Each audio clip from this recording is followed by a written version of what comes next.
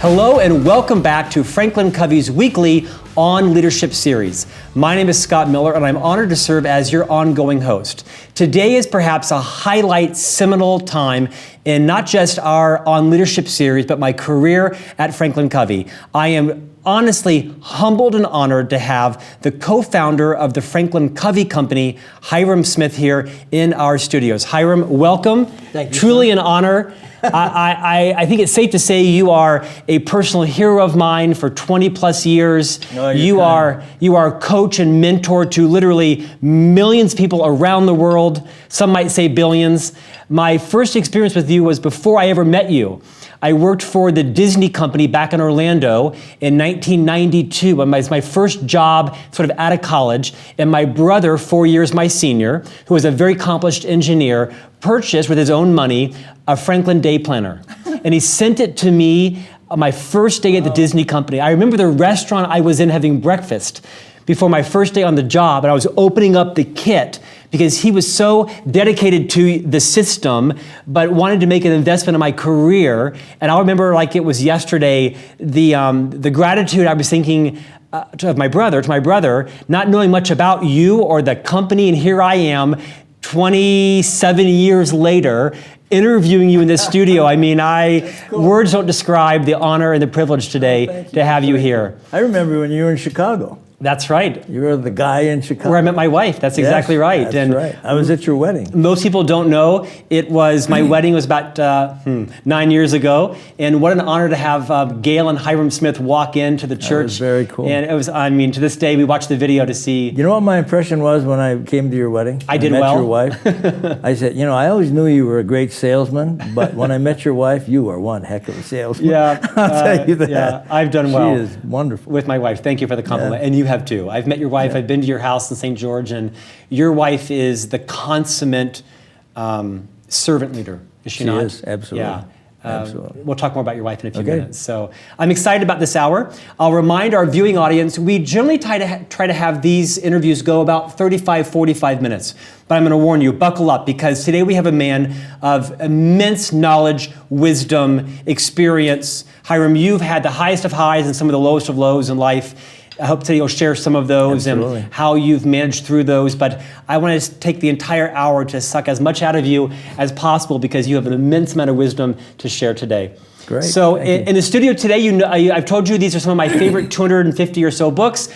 You have a place of honor up in the back with two of your books, 10 Natural Laws and What Matters Most, right. Two books that have had an immense impact on hundreds of millions of people over your 50, nearly 60 years in business.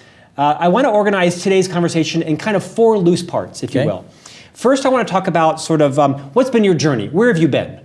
Every interview I open with, how did you get here today? Because I'm personally fascinated with people as accomplished as you are. What are some of the decisions you made, opportunities you pursued to kind of land in this chair today? So kind of first, where you've been. Okay. Secondly, along the way, what have you learned? What are some of the key nuggets you've learned around life and influence and what's important, what's not important? You have the ability to probably have an influence, provide for anyone you'd like. I'd love to know, what have you learned is truly important as you enter sort of the second half of your career? Okay. Off camera, we talked about kind of where you are in life. You're just entering you said the 25th anniversary. Of my 50th birthday. Of your 50th birthday, which means you're somewhere in the mid-70s. And I asked you how long you thought you would live, and you said about 100. Yeah, easy. Right.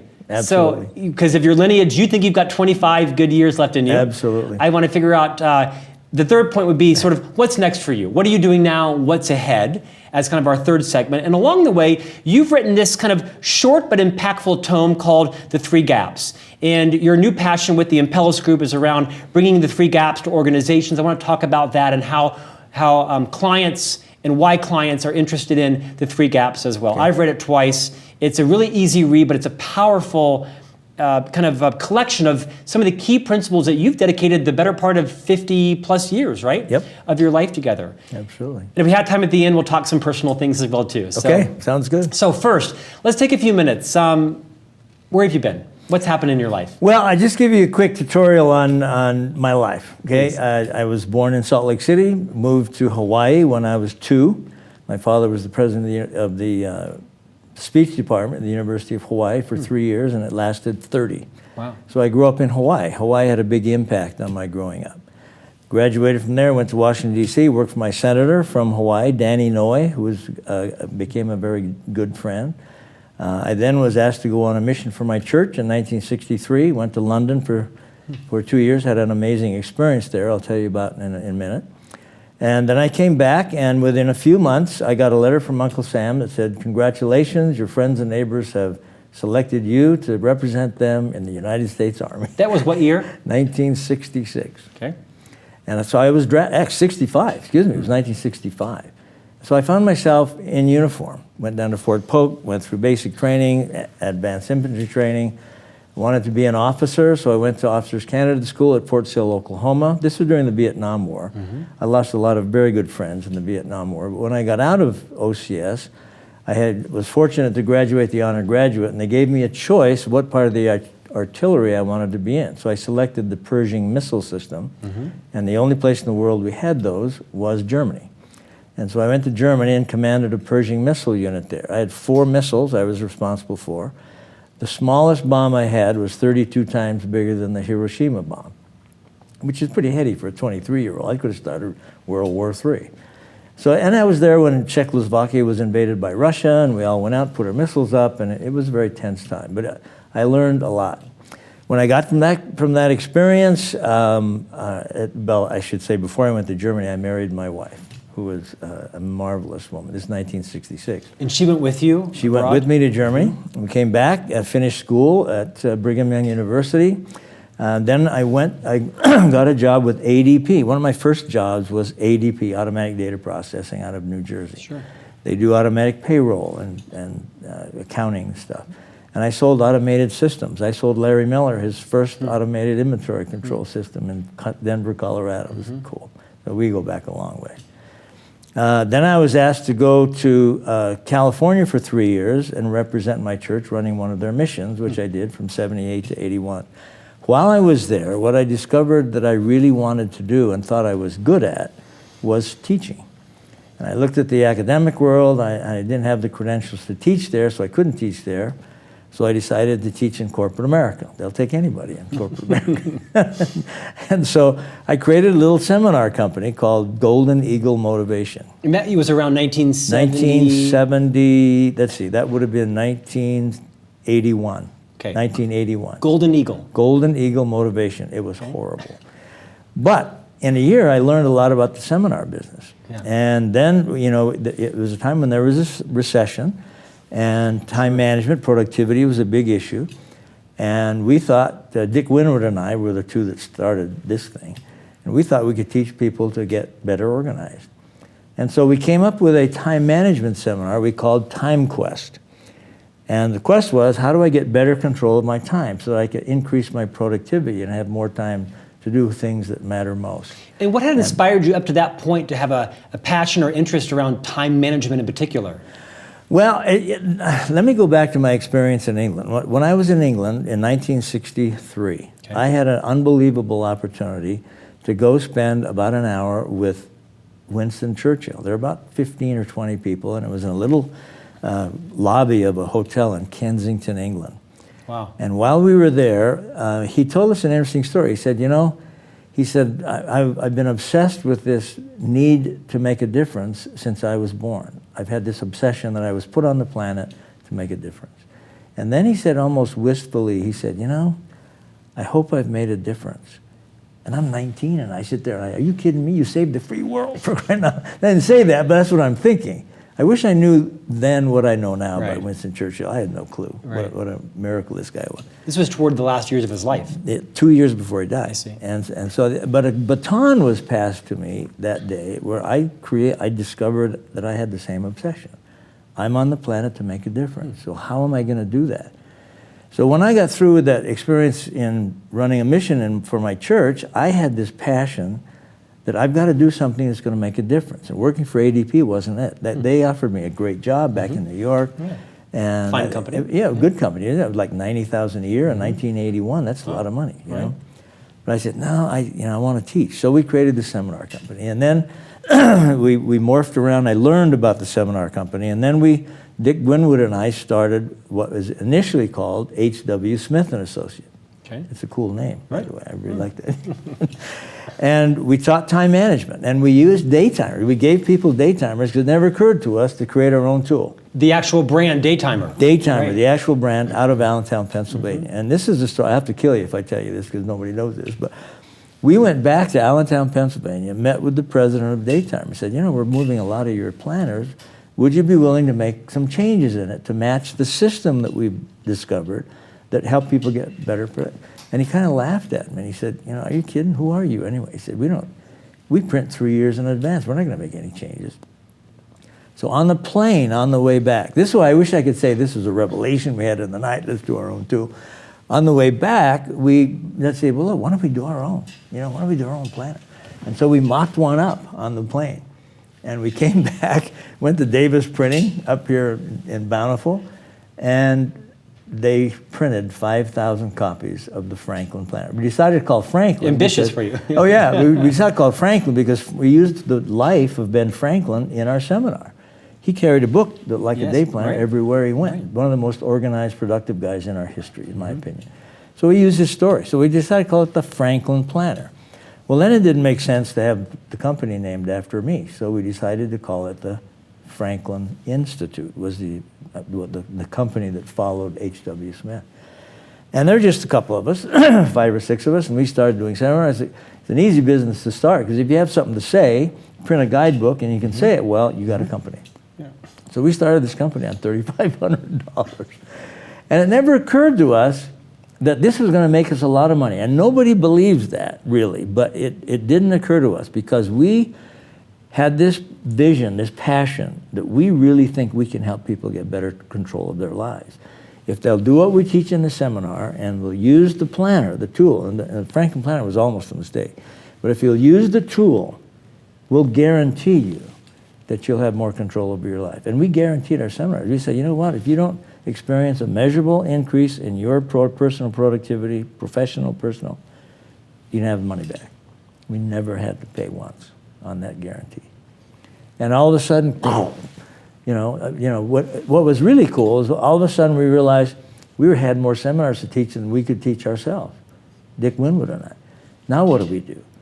And of course we believed that nobody could teach it as well as we could, right? It was about that time that you began to popularize the belief window concept and the reality model. No, that came later. That came later. That was in the 90s. This was in the 80s. So now we had to clone ourselves. And then to our horror, we discovered that not only could people do it as well as we did, they did it better than we did. And we started adding consultants to go out and teach, Linda Eaton and, the Scott Millers of the world. And all of a sudden, we had this tiger by the tail, and in 1992, we went public on the New York Stock Exchange, which was an unbelievable experience. Wow. And all of a sudden, we had more money than we thought we had. We could now acquire other companies. We acquired a printing company, and in fact, the printing company over here did all our printing. We were 80% of their revenue. So we went over and said, we think we'd like to buy you. Makes sense. And they said, I don't think so. I said, well, we'll start our own printer. Well, on the other hand, I think... It was a short conversation, right? So we acquired 13 companies, and it was just a fun time because we were delivering on the promise. So this one bookend I talked about was TimeQuest. We thought we could get people more productive, and we did. It worked. And it's been marvelous. I've spoken all over the world. Dow Chemical took me all over the world. I personally trained 32,000 people at Dow Chemical, all over the world. Wow. And as the co-founder and chairman of Franklin Quest, you were instrumental in what was the merger with Stephen Covey's company back in 1997. 97. Steve Covey and I know each other. I met Steve Covey in England in 1963. Right. And, I was 19. He was about 80 back then. And then, I love that you call him Steve. That's a joke. Few call him Steve. I call him Steve. Yeah. He was a good friend. Yeah. And in fact, we met each other at the funeral of the president of Brigham Young University. Yeah. And I said, hey, we ought to get together. All our clients are saying, why don't you guys get together And that's how the talk started. And MR and I got together, and it was cool. We became one. Yeah, and now here we are, 20 years after that, right? Yeah, unbelievable. Yeah. And so you served as the chairman of our board for a while, and then you stepped aside, and Bob Whitman, who's a good friend of yours, has been our CEO and chairman for almost 17, 18 years now. Well, I stepped down in 99 as the CEO. Bob Whitman took over as CEO. I stepped off. I think I stepped off as chairman. Steve and I were vice chairman until 04. I stepped off the board, and Steve stayed on for a while. Tell me something you learned from Steve. I can't call him Steve, from Dr. Covey. Can I put you on the spot and tell me something you learned from Dr. Covey? Well, I think that was probably one of the best minds in American history. I mean, he had an unbelievable mind, and he thought. I'm not a great thinker, but he was a great thinker, and then he was able to put it into words. Yeah. And I mean, the whole advent of the 7 Habits is quite a story. So I learned a lot from Steve Covey. Stephen's passed now, of course, almost 6 years. If Stephen was sitting here, and God forbid you had passed, and I asked Dr. Covey, tell me something you learned from Hyrum Smith, what would he say? That's a really good question. We spoke together on a number of occasions. Stages, right? Yeah. And which was really a lot of fun to speak with Stephen Covey.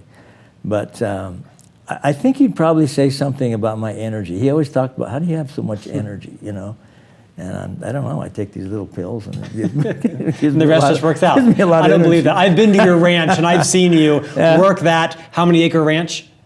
2008. 2000. I've seen you work that. That's how you stay in great shape. Okay, thank you for that. Okay. I think that's a gift you just gave the 2,000 associates around the world in FranklinCovey who want to know our history from your point of view as well. Before we move to what you're working on now, share with us what you've learned. I mean, Hyrum, you have had enormous success. You have founded a public company. You have spent time with U.S. presidents, world leaders, captains of industry. You spend a lot of time, part of your passion is the U.S. military. You have spoken, I know, over 7,000 times. I mean, you said you stopped counting at your 5,000th speech, right? So you have spoken to hundreds of millions of people, 50 plus years of experience. Can you just kind of extemporaneously tell us what you've learned? Yeah, absolutely. Take it anywhere you want to go. There are two big things that I would share here. That's a great question.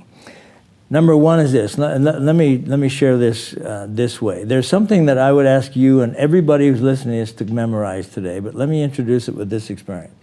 Because I've spoken so many times over the years, I have had, I'll bet, over 1,000 people in the last 40 years, 50 years, come up to me before or after a speech during a seminar, and they always lower their head, and I make sure that nobody's listening, and then they lean into me and they say, I wish I lived 100 years ago when they had more time. Really? How much more time do they have? Oh, they had a lot more time. Now, the only difference between now and then is we do stuff faster. We have more options than they have because we do stuff faster. We have the same amount of time, but we have more options than they had. And so the issue is, how do I manage all of these options? Now, here's the statement, we're into speed, okay? If my grandfather missed a train, no big deal. 24 hours, he'd catch another train. My father missed an airplane, 5 hours, catch another airplane. If you and I miss one section of a revolving door, we go nuts, okay? And why do we do that? Because we're into speed. Yeah. You wouldn't tolerate the speed of a PC 15 years ago today, okay? We wouldn't. So here's the statement. The basic, and this is a big learning for me, an aha for me. Do you know what an aha is? It's the highest form of a bufo. Aha. It's the highest form of a bufo. Do you know what a bufo is? I don't. It's a blinding flash of the obvious. Okay, thank you. Okay. Blinding flash of the obvious. obvious. Blinding, okay. and here's the blinding flash of the obvious. The basic principles that help a human being to become more productive and effective have not changed for 6,000 years. Now let me say that again. The basic principles that help a human being become more productive and effective have not changed for 6,000 years. Every generation has to rediscover these principles. We give new name to them. We write books about them. A good friend of ours wrote a book, 7 Habits of stuff. Steve. I wrote a book, What Matters Most. Read either book. There's not a new idea in either book. Now, it's criminal, really. We make money at that stuff. But think about that now. 7 Habits of Highly Effective People. Here's one of the 7 habits of highly effective. This is going to blow your circuits. Here's one of the 7 habits of highly effective people. Be proactive. Whoa! It puts hair stands up. It's a 6,000-year-old idea. Here comes another one of the 7 habits. First things first. Whoa! It's got to be 21st century, right? 6,000-year-old idea. Now, what's the magic? The magic was Stephen putting the 7 together. Right, and sequencing them. And sequencing. And the magic and the genius was how they're taught for the 21st century. 78 foreign language translations, 18 million copies of that book were sold. The successful book, by the way, for Simon & Schuster is 50,000 copies. Right, That's a right, roaring success. right. 17 million copies. Now, what's the magic, okay? The principles are brought into today. Now, why do I make an issue of this? Because what has not changed, Scott, in the last 100 or 500 years is you and me. We're people. We still got to get out of bed in the morning. We got to put our pants on one leg at a time. We got to go to the bathroom 5 or 6 times. We're folks. And so the principles that help us, folks, become better us, folks, haven't changed for a long time. Now, with that in mind, here's the next big aha for me. And this is a massive discovery for me, and why I'm doing what we're doing. We get to why we're doing. This has had a big impact. I discovered that there are 3 basic emotions that motivate the human being to do everything we do. These emotions are hierarchical in nature, okay? And we start with the lowest one, go to the mid one, and the upper one. It's important to understand these emotions because whether you like it or not, at any given point in the day, you are functioning under one of these 3 emotions, okay? Now here's the lowest emotion. The lowest emotion that motivates activity is the emotion of fear. Mm-hmm. Fear is a great motivator. And the feelings that surface at the fear level are, I have to do this. Some of us go to work in the morning out of fear. I have to go. If I don't go, I won't get paid. Family starve. Oh, that's bad. I have to do this. Some of our kids go to school out of fear. Dad's 6'8", weighs 300 pounds. If I don't go to school, things get ugly at my house. I have to go. Some of us take our spouses to dinner out of fear. If I don't take my spouse to dinner, things get bad at my house. So 3-4 times a year, I'll take her to dinner, okay? Fear is a great motivator. The job gets done to a degree. The next, or higher emotion that motivates activity in our lives is the emotion of duty, responsibility. And the feelings that come here are, I ought to do this. Feelings at fear, I have to. Feelings that ought to, at duty, I ought to. Some of us go to work in the morning because we've been raised with the ethic that says give a full day's effort for a full day pay. I ought to do this, so I go. Some of our kids go to school because I ought to go. It's a rule, a law, I ought to go. Some of us go to work in the morning because or some of us go to work because of this ought to thing. Are you with me? Some of us take our wives to dinner out of ought to. It's a great motivator. Better, the job gets done a little better when we move it from fear to ought to. The third emotion that motivates activity in our lives is the emotion of love. And the feelings that surface here are, I get to do this. Okay? It's an honor. It's an honor. I get to go to work. I get to go to school. I get to take my spouse to dinner. And that's where the miracles occur, when people are able to lead themselves on this journey from fear to love. Have to, ought to, I get to do this. It's a gratitude mindset shift. It is. It absolutely is. And there's a huge ingredient that takes us from the ought to level and the love they want to get to. And this is the biggest aha for me. And that's why we've created Impellus. That's what we're charging down, because we believe now that we can teach people how to get to the get-to level. And it's discovering meaning. What matter? What am I doing that matters to the planet? Am I doing something meaningful? One of the things about the millennials, we all talk about the millennials. Millennials get this. They're already wanting to do something meaningful. A lot of them don't even care if they make money at it. They can make enough to live, they're fine. As long as I'm doing something that really matters. And the minute I am able to manage myself into the I get to do this level, the thing that sneaks in the back door is our engagement goes off the charts. all of a sudden we're happy. Productivity goes off the charts because we're showing up as we get to get. There's a wonderful, I don't know if you remember Beverly Sills, the name Beverly Sills, but she was a famous singer back in the 50s, early 60s. She was at the Metropolitan Opera House, and she just sang a matinee. And she was in her room there in the theater, and they allowed some people to come visit her. And one of the people said, you know, Miss Sills, I noticed on the program you have to do this again tonight at 8 o'clock. And she said, no, I don't actually. And he says, what do you mean? I just looked at the program, and you have to sing again at 8 o'clock. She said, no, I really don't. She said, I get to sing again at 8 o'clock. And it changed the whole paradigm, you know. And she says, at 6 o'clock, I start thinking about 1,000 people out there and somewhere around Manhattan, getting babysitters, getting in their car, having dinner, on their way to the theater to hear me sing. And she says, I can't wait till 8 o'clock tonight. And you think about that.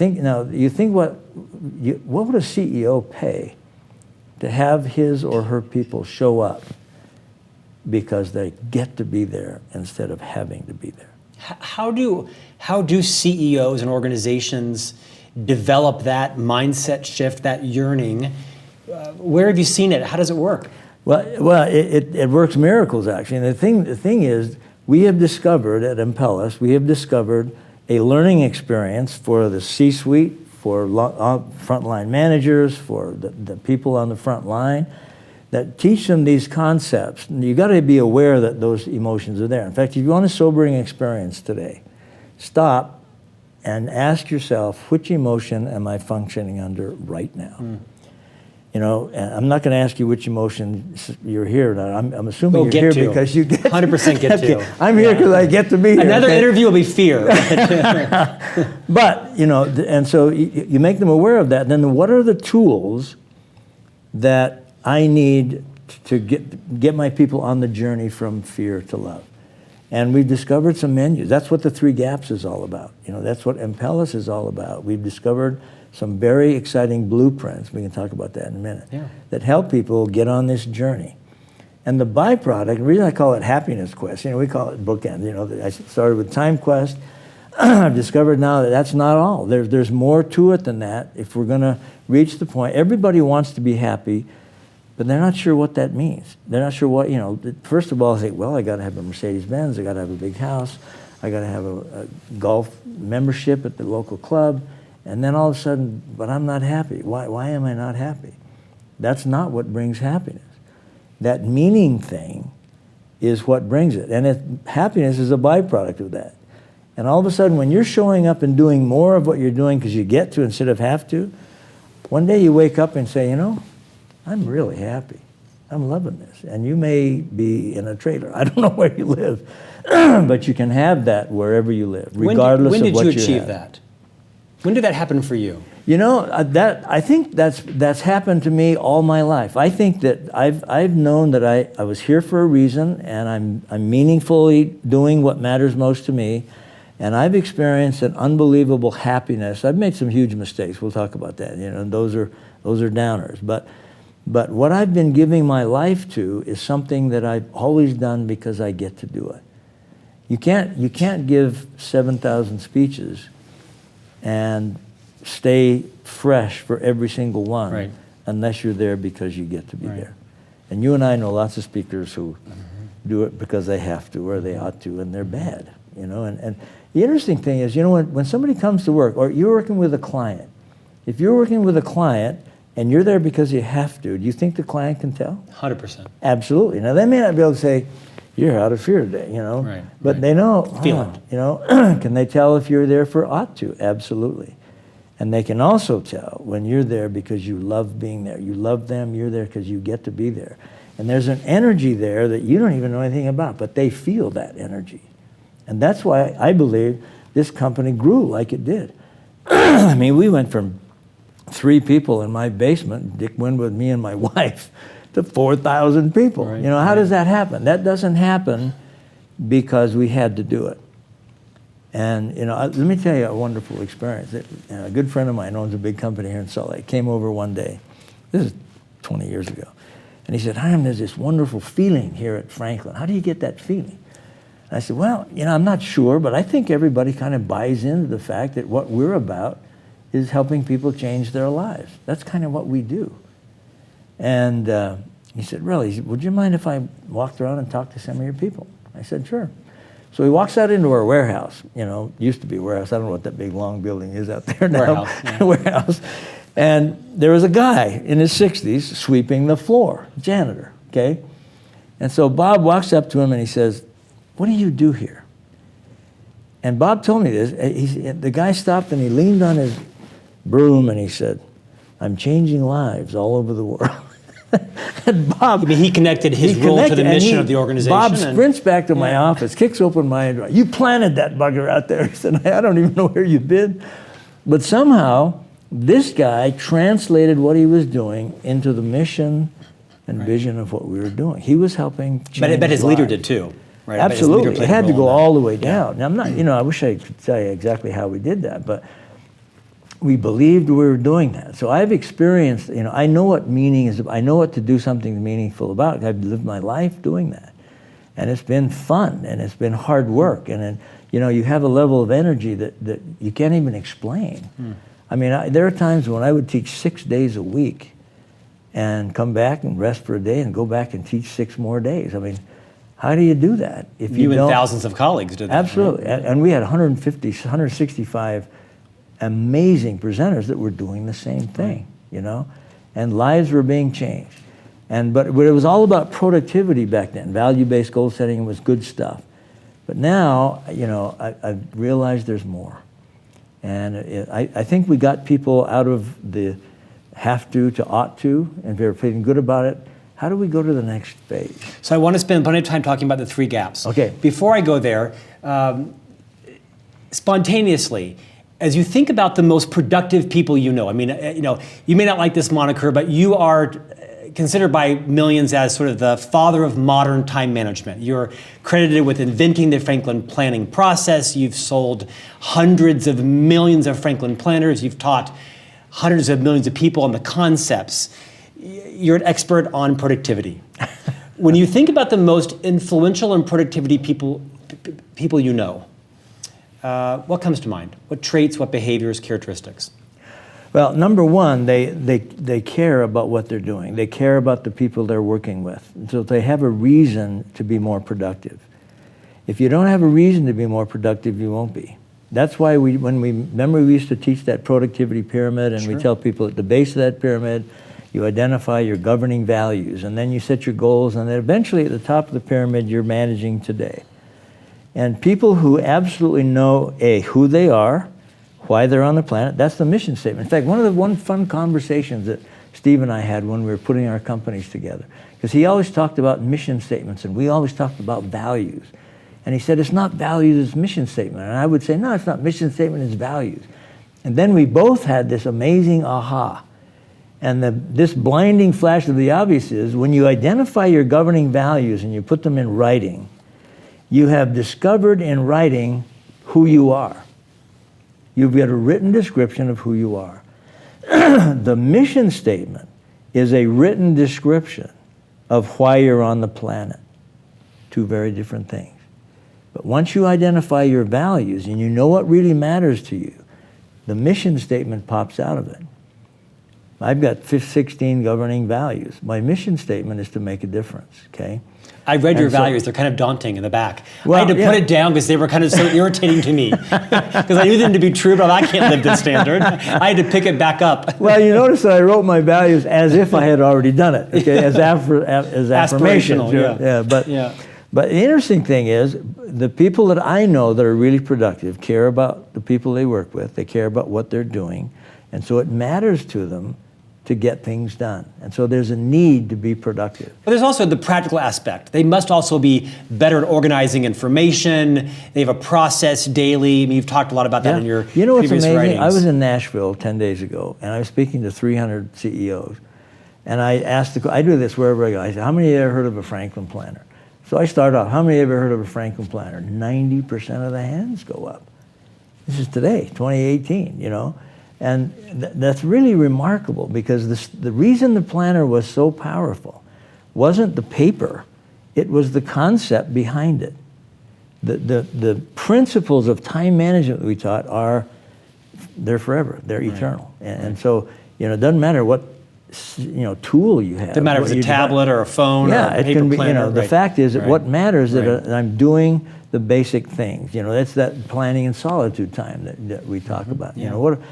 Are you spending 10 to 15 minutes every single day with yourself? Okay, let's go there now. Okay, Because I think that some of the practicality is so valuable to everybody. So you've co-authored or authored nearly a dozen books, and some of them have been just global bestsellers. This book, which is a smaller book that you wrote, called The Three Gaps. I've actually read it twice. It's sort of a synthesis of things that you've learned, also brought through stories of three particular individuals, right? You organized the book in three gaps. You also refer to it as, I've heard you refer to it as the happiness gap. Walk us through the three gaps, why there are three, and why they're so relevant, not just to individuals, but to organizations, which is your passion now, through the new group Impellus. Okay. Well, one of the products that Impellus has is this whole idea of closing these three gaps. And the there are three gaps in most people's lives. We'll talk about each one of them. But if I'm going to ultimately move from have to want to get to, I've got to close these three gaps. And this is why closing these three gaps would be very important to a CEO, a frontline manager, or an individual, okay? Now, let me tell you what the three gaps are and then the question that's answered by each one. The first gap we call the belief gap, then there's a goal or time gap, and then there's a value gap, okay?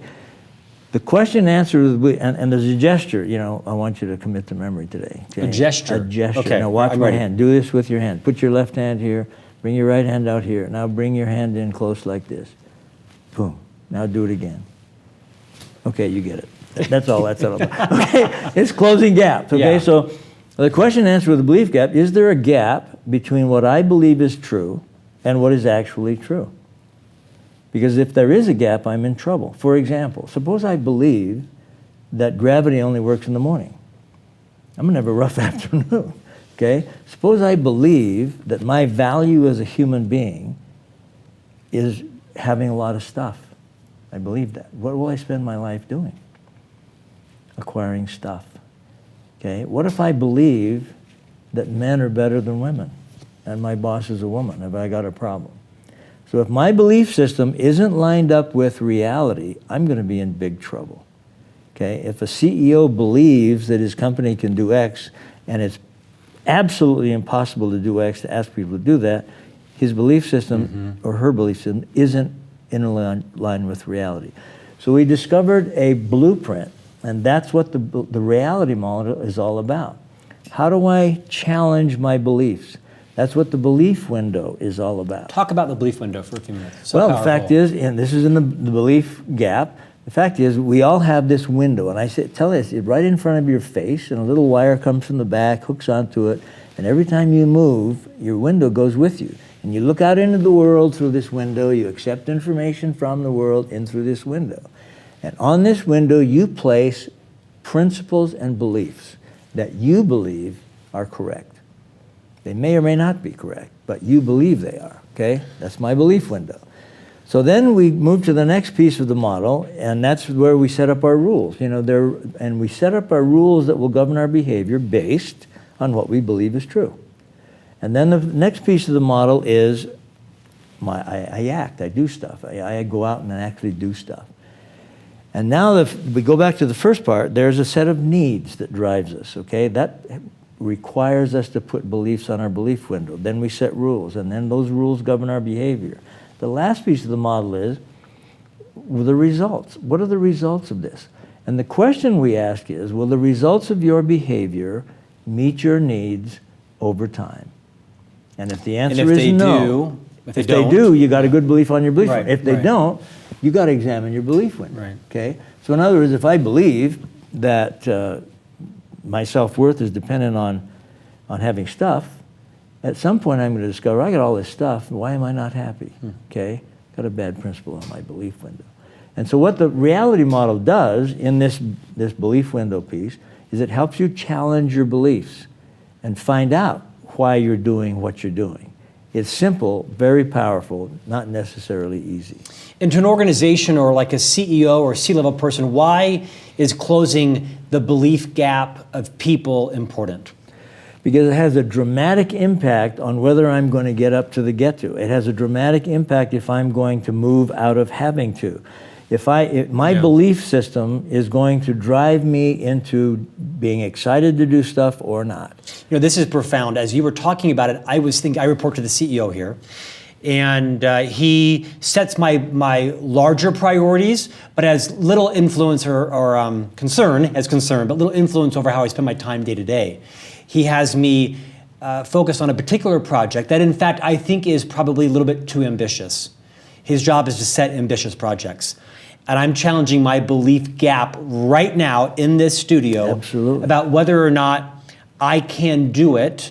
And if I was to change my belief, I probably could accomplish this, big, hairy, audacious goal he's set for the marketing department. But I've been kind of digging in, thinking that I don't believe that I can do it. But see, until that belief changes, it ain't going to happen. And in Impellus, which is an organization outside of FranklinCovey, you teach organizations how to close that belief gap in people. Absolutely, right? Absolutely. In fact, the fun thing about Impellus is we have an experiential learning experience for the C-suite where they learn all of these principles, but we take them out and we throw them off a 300-foot cliff, and they on a very small rope, and we teach them they can do hard things, and they learn this stuff experientially, which is easy to do with the C-suite, but you can't put 4,000 people in the company through that. So we've learned how to have an experiential learning experience in the company for the frontline leaders and for the managers, and we can teach them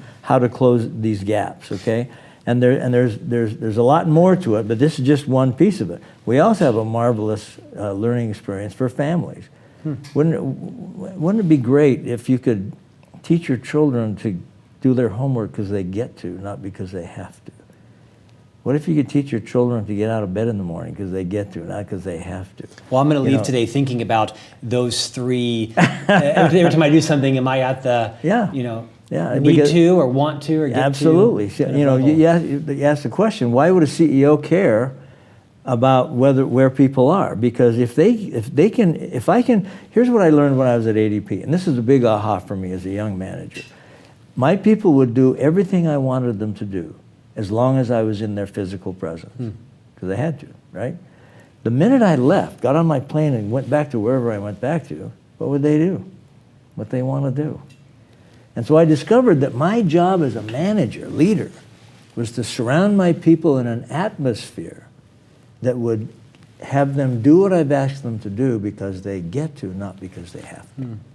And now I get back on my plane, don't have to worry about it. Sure. Are you with me? Move to the second gap. So first gap is closing this belief gap. Closing the belief gap. The gap I have right now with a project my CEO wants me to accomplish. Absolutely. Stay tuned, Bob. I'll try to get there.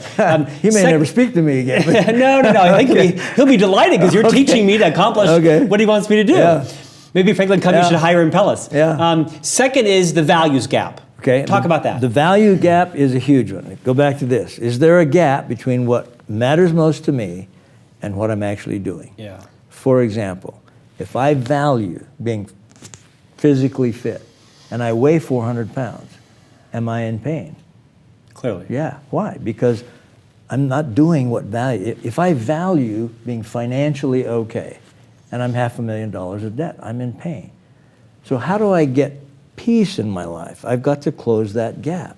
So we developed a simple but powerful blueprint. How do you close that goal gap? I set a goal, how do I close that value? I have identified what matters. How do I close that? It's not a necessarily easy process, but it's relatively simple, okay? I've got to bring this in line with what really matters most to me. Most people are unhappy because there are huge gaps in their values. Okay, I value the story in the book around the gaps closure in the lady is Linda. She was the story is profound. Yeah, it is. It's a great story. Why do organizations again care about closing individual value gaps? Because when the individual has their gaps closing, they automatically are discovering meaning, engagement increases, and productivity increases, and it matters big time. If I'm a CEO and I've got 4,000 people, I want every one of those people to be aware of the gaps, be aware of where they are on this fear, duty, love thing. And if they're closing the gaps, they are automatically seeing their engagement increase, their productivity goes up, and they wake up in the morning and say, I'm happy. Explains the custodial story about the Absolutely. gentleman who realizes he's changing lives, That's a fabulous but he's story. still sweeping the floors. Yeah, this guy was a retired Air Force sergeant, Yeah. you know. Talk about the third gap, the time gap. Okay, the time gap or the goal gap. Here's the, is there a gap between what I said I'd do today and what I did today?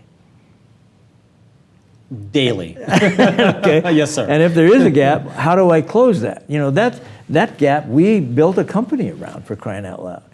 You know, it's not rocket science. You know, you take time planning your day, you spend 10 or 15 minutes in the morning, you plan, you know, this is not rocket science. I create a task list.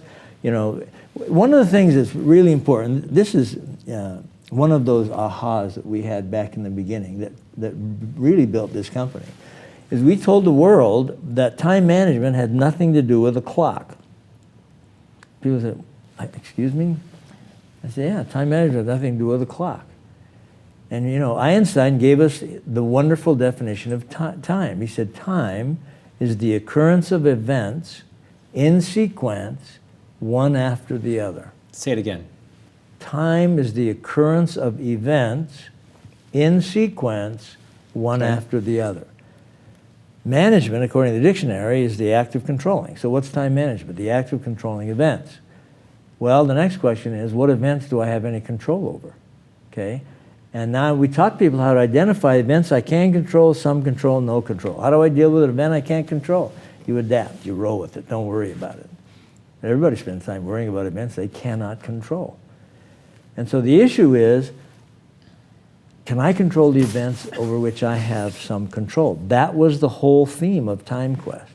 And that's why we then said, okay, you know, if you'll take some time each morning or late at night, when it's done isn't important, have some personal time, go through those 7 things that you and I were talking about, then I'm going to have a better day because I'm going to be in charge. I'm going to be proactive instead of reactive today. The world lives in the reactive mode. Now, can we talk about technology for a minute? Please. When technology came, and I'll never forget the day, the guy from 3Com came into my office and he put a Palm Pilot on my desk. And he said, this is going to revolutionize how people manage their time. And I picked it up and I looked at it and I fooled with it and I said, you know, this is a great toy, but no one will ever buy one. I turned out to be wrong about that. You know, we ended up selling. I think FranklinCovey sold more Palm Pilots than anybody else in the 1,000 Palm Pilots a week. Yes. For months. Yes. Okay, and it was cool. You know, this was a very cool thing. Well, the fact is, you know, when we started Franklin, there were no PCs, no iPads, no Palm Pilots. You know, nothing. There were no cell phones, for crying out loud. And so the planner was king. Are you with me? And we taught these concepts that made the planner make sense. Well, all of a sudden, technology is here. Well, now we thought that technology was the answer to everything. But here's what's happening with the iPhone, the smartphones. Everybody has one. And what happens with that technology, and you know, understand, technology has made our lives a lot better. I mean, my iPhone goes to my hearing aid, so I can talk to you through my hearing aid. So how cool is that? Yeah.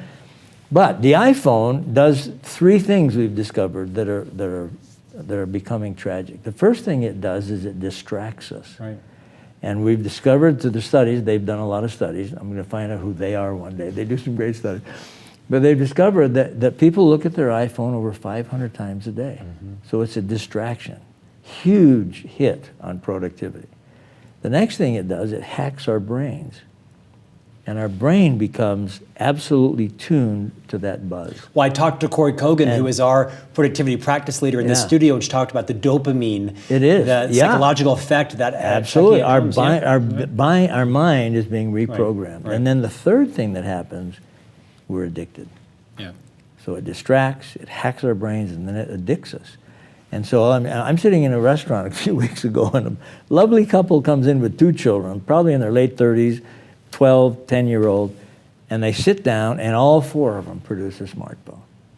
Okay? And I actually took a picture. They didn't know I took a picture, but I took a picture of this. And they're sitting at the table through the entire meal, all four of them. Didn't say a word to each other, hooked on their things. Now that's anecdotal, but that's happening a lot out there. People we have more connectivity than ever in our history because of our ability to communicate. And people are still feeling lonely. How is that possible? So we've got to understand that technology, though can be a wonderful tool, at the same time, it's not going to help me get from have to get to unless there are some basic principles that I'm willing to follow and me, a human being, and these principles go back away. That's why the 7 habits are still relevant and will always be relevant. True, yeah.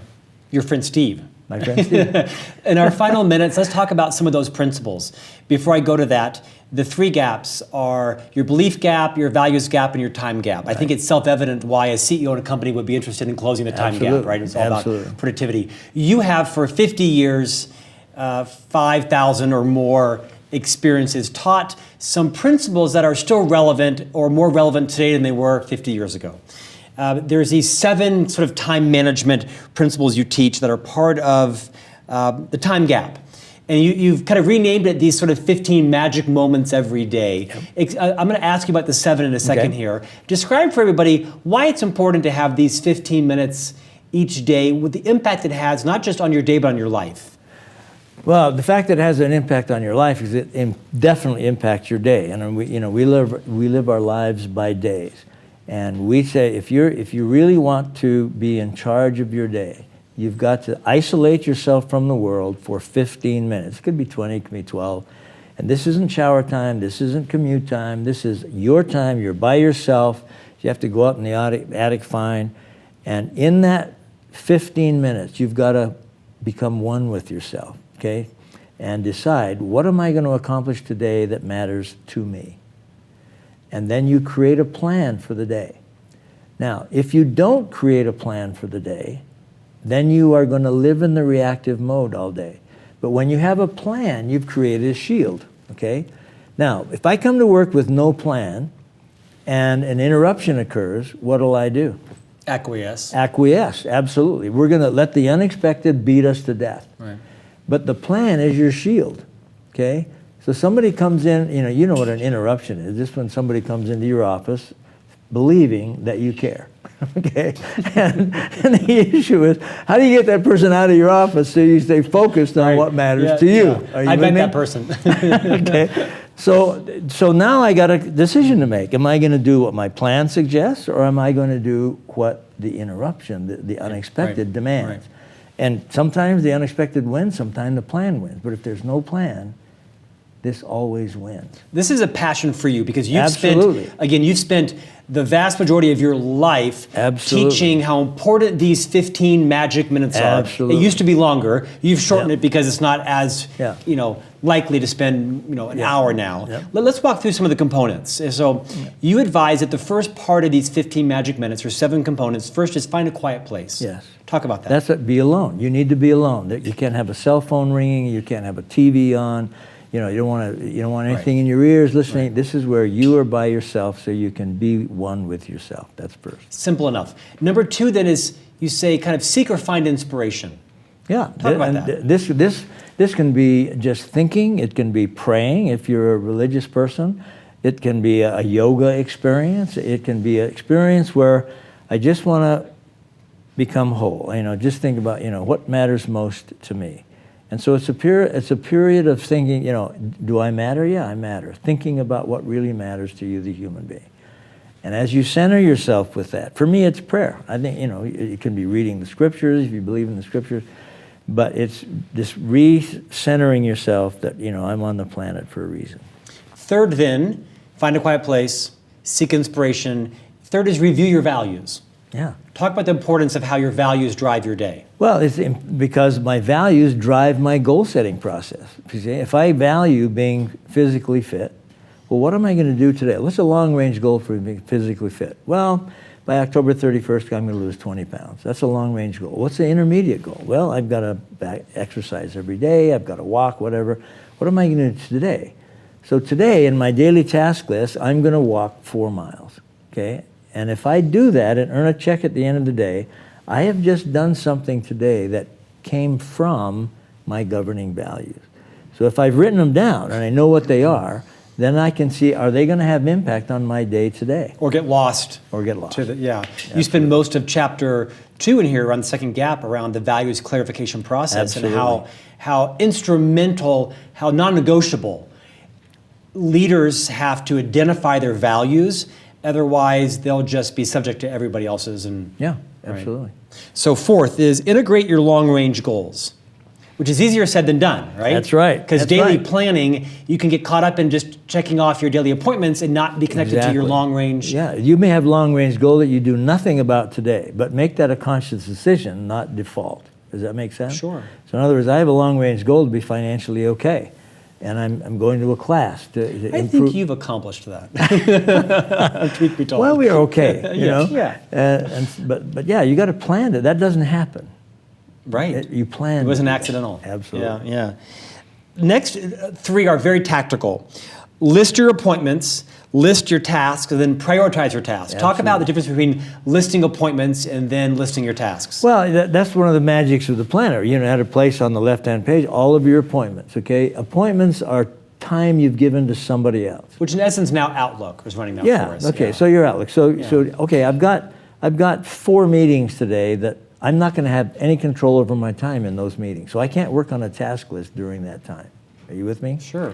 So now I've got to say, I've got 15 tasks. Unless you're in the chairman's office and you're trying to do your task list while You're cheating. He's called me out on that a few times. Okay. Sorry, Bob. Okay, now I've got 15 tasks. Okay, well, what are the A's? And it's a simple old ancient process. Identify the A's, the B's, the C's. Okay, A means vital, must be done. B means important, should be done. C means trivial, could be done. Okay, now I've got A, B's, and C's. Where do I start on the list? Most people start with the C's because they're quick and easy. But if I'm disciplined, I'll start with the A's. So at the end of the day, I've done A, 1, 2, 3, and 4, and what's left on my list may be some B's and C's. That's okay, because I can move those to the next day. The magic is I'm in charge. And there's a wonderful feeling that comes when you're in charge. That's tactical, but you know what? Every time you get a check for doing a task, you're flooded with morphine. Your brain creates morphine. So if you want a natural high, get a check. You spend a lot of time in your book talking about the vital importance of not just listing your values and listing your tasks, but prioritization. It's a simple but profound concept. You need to prioritize your values, too. I mean, that's important. A lot of people, why would I prioritize values? Suppose one of your values is integrity, and one of them is loyalty, okay? How do you prioritize those things? Suppose your boss asks you to do something that violates your integrity. You have a story about that. Right? If loyalty is above integrity, you're going to do it. If integrity is above loyalty, you'll tell your boss, I don't do that. Okay? So putting your values in priority is pretty important.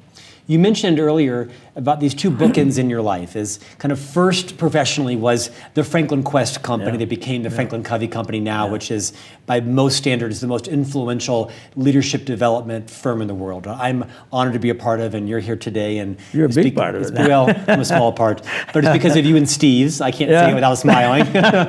You and Dr. Covey's legacy that allows thousands of people in the firm to live our passions. We get to do these jobs every day. I'm very clear on that. The other bookend after Franklin Quest was this company referred to as Impellus, that is Happiness Quest. Yeah.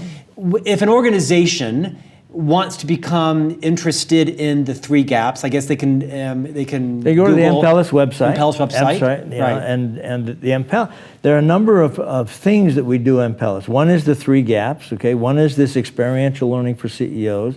One is a wonderful experience for families. But the whole thing is designed at helping people discover meaning in their lives, because the byproduct of discovering meaning, and all of the Impellus products do this, is increased engagement, which CEOs absolutely worship, and productivity. And the byproduct for me is I'm happy. Why is happiness important to a CEO? My happiness. Because if I'm truly happy, your productivity, your turnover, I require very little management. Right. Ask yourself the question, how much management is required of somebody at the have-to level? A lot. Right. how much management is required of somebody. Get out of their way. In fact, they're inspiring you. Absolutely. And helping to improve your processes. Absolutely. And, so that's what Impellus is all about. Yeah. And it's a ball. We're having a ball. It's just a lot of fun. And you're in the 25th anniversary of your 50 year. You're still out speaking and keynoting. Absolutely. People can actually contract with you through FranklinCovey, through Impellus to speak on our message, their message. Yes. You're out traveling probably more than you want. But well, I do have a rule. If it takes more than 3 movies to get there, I'm not going. Yeah. I've got 6 million miles on commercial aircraft, so that's a lot. That's awesome. But yeah, I'm still on space, and I'm going to do that till I die because I love to do it. Yeah. Tell your wife we said hello. I'll do it. What an absolute And you got to fun come person. down and ride horses. I'd love to. My boys had a great summer at your ranch last year. I know. It was so generous of you and your wife. Hyrum, as we finished in the last minute, you shared the Winston Churchill story, which is hard for most people to relate to someone who's met, Winston Churchill. As you kind of crescendo, as Dr. Covey would say, into the final, quarter century of your life, I wish you well on that.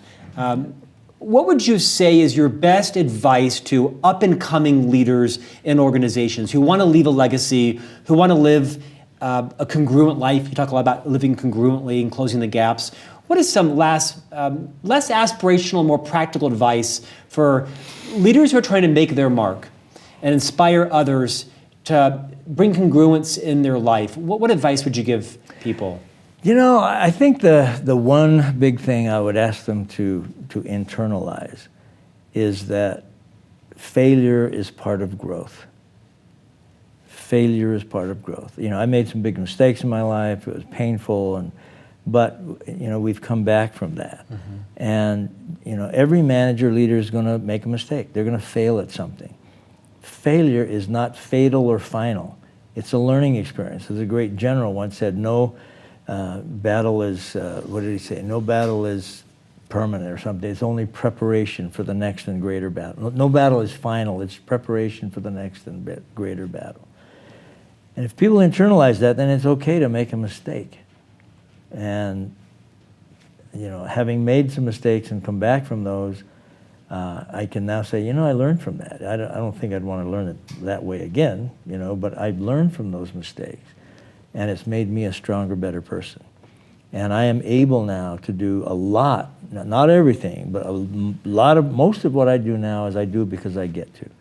When I was young with my wife and we had babies, I'd change their messy diapers. I could never get that to get to. I got it to ought to 1 or 2 times, but I could never get it to get to. Are you with me?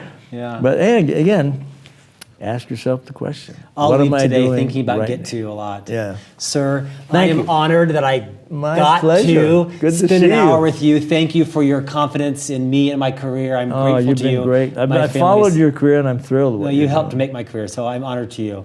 Thank you for joining us today. Thank you. Hope to have you back. Hey, we'll do it. And great success to you and your Okay. team on the 3 gaps. Okay. Thank you, everybody, for joining us. We hope you found some great nuggets and lasted to the end, because some of the best parts are at the very end of this video. And we will see you next week for Franklin Covey's On Leadership series. Thank you so much. Thank you, Hyrum, sir. Thank you.